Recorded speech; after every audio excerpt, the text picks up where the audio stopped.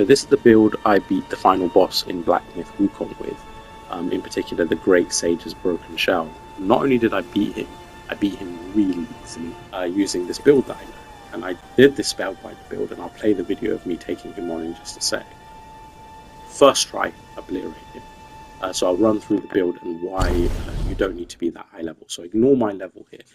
Right, with this build, you actually don't need anything in Immobilize, anything in Ring of Fire, anything in Cloud Step, anything in Rock Solid, anything in Strand, or anything in Transformations. Just take all the points out of them, they're unnecessary.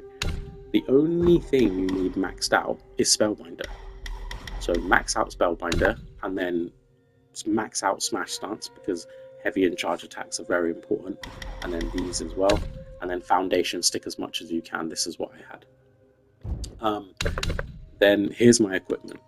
Jingle Bang, just because it's the best weapon you can get, I think, up to this point.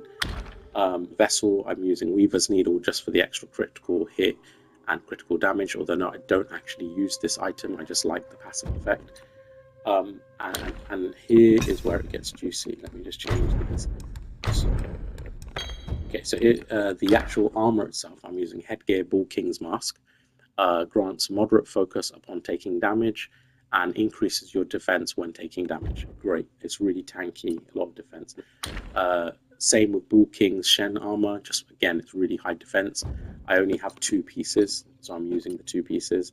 And then I'm using these 2 Gale Guard Bracers, mythical, for the arm and leg, just because upon dodges it grants considerable focus, and you do dodge a lot, so I like having the extra focus to quickly do my charge attacks.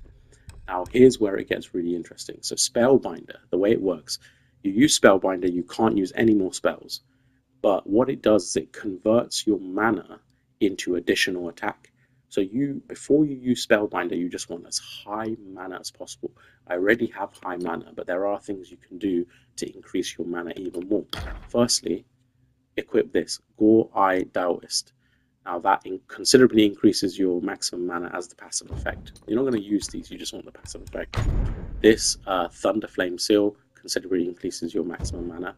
And then finally, just before you use Spellbinder, use Essence Decoction, which again considerably increases maximum mana. This took me to like 530 or 540 or something mana, and when I used Spellbinder, I had super high attack. Right, as soon as you've used Spellbinder, you've already converted the mana into attack. You don't need these equipped anymore. So I swapped this out for Wandering White for significantly higher defense. I swapped this out for Tiger Tally for more attack in light attacks. And then these are the other items I have. Gold Spike Plate for considerably extra defense, and Water Ward Orb for considerably higher defense when in water and the fight takes place in water.